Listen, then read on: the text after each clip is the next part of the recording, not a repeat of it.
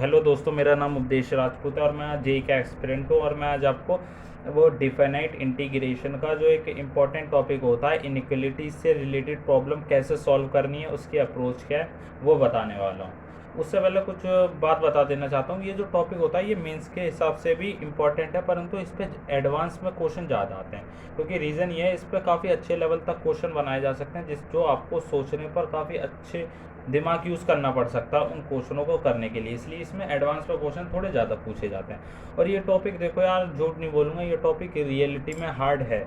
मतलब ये है, मतलब इस पर सोचा, इसमें काफ़ी ज़्यादा दिमाग लगाना पड़ता है।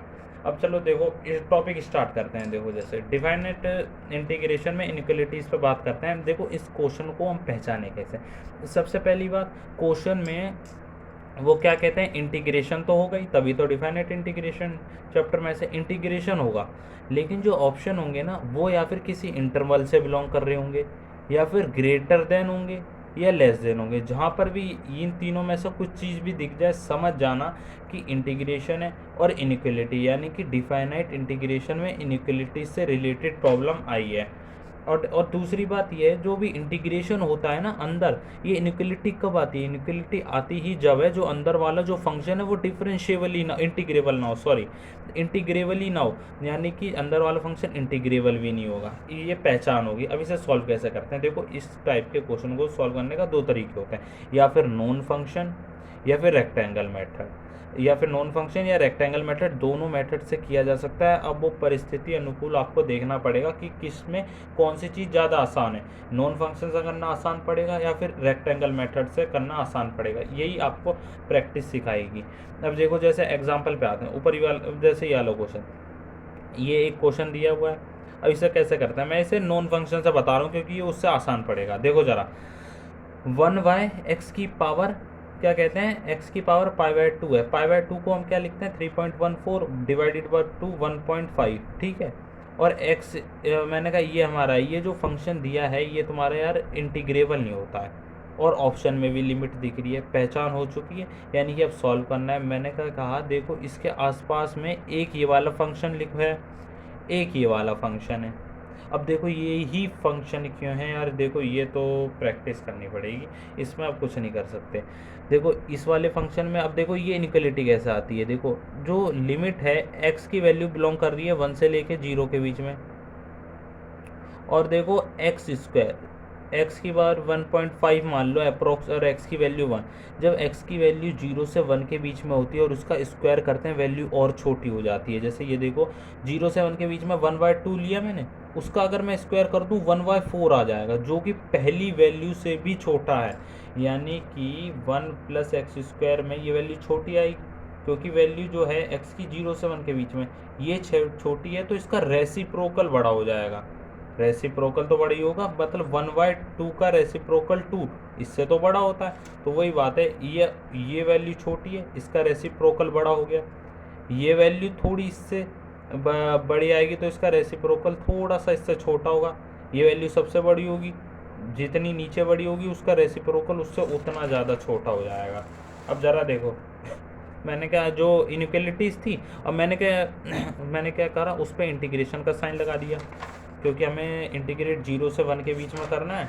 0 से 1 के बीच में करना है, तो मैंने कहा वही साइन लगा दिया। अब इसे तो इंटीग्रेट कर नहीं सकते, तो मैंने कहा इसे इंटीग्रेट कर देते हैं। इसे इंटीग्रेट कैसे कर देंगे? tan इनवर्स x होता है, tan इनवर्स x, और ये मैंने कहा ln(1/x) हो जाएगा। इसमें अगर डालेंगे तो देखो यार, ये वाला क्वेश्चन ख़त्म हो जाएगा। बस इम्पॉर्टेंट चीज़ ये है कि अप्रोच, मतलब हमें स्टार्ट कैसे करना है, अगर वो हो जाए ना उसके बाद आसान होता है। अब देखो, जैसे दूसरा रेक्टेंगल मेथड से बताता हूँ। दूसरा वाला क्वेश्चन, जैसे ये वाला क्वेश्चन दिया हुआ है और इनइक्वलिटी, अगर आपको ये समझ में ना भी आ रहा हो ना कि वो जो दिया है वो इंटीग्रेबल है भी नहीं है, कोई बात नहीं। ये देखो, ऑप्शन में इनइक्वलिटी है, यानी कि मैं सॉल्व तो उसी से होगा। अब मुझे देखो, इसमें नॉन फंक्शन समझ में नहीं आ रहा यार, इसके आसपास ऐसा कौन सा फंक्शन होगा जो इंटीग्रेबल हो। मुझे तो नहीं पता, तो मैंने सोचा यार ग्राफ, वो क्या कहते हैं, इसे रेक्टेंगल मेथड से करा जाए। रेक्टेंगल मेथड से करने के लिए ग्राफ बनाना ज़रूरी होता है। तो देखो, मैंने कहा इस फंक्शन को f(x) मैंने मान लिया। अब ग्राफ किसी भी फंक्शन का बनाना, ये यहाँ नहीं, ये एक सब में इम्पॉर्टेंट चीज़ है कि किसी भी फंक्शन का अगर ग्राफ बनाना हो ना, तो उसका डिफरेंशिएशन निकालो। ये ट्रिक होती है, डिफरेंशिएशन निकालो कि किस इंटरवल में वो इंक्रीजिंग है या फिर डिक्रीजिंग है या मैक्सिमम मिनिमा है। अगर आप ये पता कर लेते हो तो ग्राफ काफ़ी आसानी से बन सकता है। जैसे जो नीचे इसे मैंने एफ एक्स माना, इसका वो डिफ्रेंशिएशन करा, डिफ्रेंशिएशन करके ये आपके क्रिटिकल पॉइंट आ गए। मैंने कहा लाइन पे शो करे 1 2, और मैंने कहा वैल्यू पुट कर करके देखी, बीच में मुझे पता लगा इस बीच में ये फंक्शन है इंक्रीजिंग, इस बीच में ये फंक्शन है डिक्रीजिंग, और इस बीच में ये फंक्शन फिर से इंक्रीजिंग है। परंतु जो हमें सॉल्व करना है वो करना है 0 से 1 के बीच में, यानी कि हमें इस इंटरवल के बीच में वो करना है, देखना है। और इस बीच में नेगेटिव आ रहा है, यानी जो फंक्शन है वो आपका होगा डिक्रीजिंग। फंक्शन डिक्रीजिंग है तो अंडर रूट एफ एक्स क्या होगा, वो भी डिक्रीजिंग होगा, लेकिन reciprocal under root f x तुम्हारा इंक्रीजिंग होगा। समझ रहे हो, क्योंकि ये जो फंक्शन माना है वो तो हमने अभी ग्राफ बनाने के लिए सिर्फ और सिर्फ इसे माना है। रियलिटी में तो पूरा का पूरा फंक्शन ये है, इसलिए हमें इसकी 1/√f(x) निकालना पड़ा। ये आपका हो गया इंक्रीजिंग। उम्मीद है समझ में आ रहा होगा आपको। देखो ये इंक्रीजिंग हो गया। अब ग्राफ बनाने के लिए हम ओरिजिनल वाले पे चलते हैं। ओरिजिनल 1 से लेके 2 dx अपॉन में √2x³ माइनस में 9x² प्लस में 12x प्लस में 4। अब देखो, अब हमें पता लग गया ग्राफ है आपका 1 से 2 के बीच में इंक्रीजिंग। अब मैंने वैल्यू डालनी चालू करी, जो लिमिट होती है ना 1 डालो, इसमें जो आंसर निकल के आएगा आपका 1/3 आएगा, लगा लो। 2 डालो, आंसर जो निकल के आएगा 1/8 आएगा, लगा लो। और इंक्रीजिंग फंक्शन यानी कि कैसा भी बना दो, हमें एग्जैक्ट थोड़ी ना जानना है, मैं तो वैसे भी इनइक्वालिटी स्थापित करनी है, कैसा भी बना लो बस इंक्रीजिंग हो। अब इसमें क्या होता है, एक छोटा ट्रायंगल बनेगा आपका, जो नीचे होता है, जो एरिया हमने आया है वही तो रियल एरिया होगा, वो आंसर रियल एरिया होगा, लेकिन हमें रियल एरिया निकाल नहीं सकते। तो अब हम क्या करेंगे, जो छोटा ट्रायंगल है इसे देखो, और एक बड़ा ट्रायंगल है इसे देखो। अब जो एरिया है, जो आंसर है हमारा, वो इससे तो बड़ा होगा छोटे वाले से, पर बड़े वाले से छोटा होगा। और तो छोटे वाले ट्रायंगल का एरिया कितना है, डिफरेंस 1/3 1/3, डिफरेंस फिर से 1, और ये कितना है 1/√8। और मैंने कहा एरिया ये हमारा रियलिटी में है, बीच में इनइक्वालिटी लगा दो कि एरिया जो है वो 1/3 से बड़ा है, परंतु 1/√8 से छोटा है। अब कितना ये नहीं पता, आंसर यही था, यही निकालना था।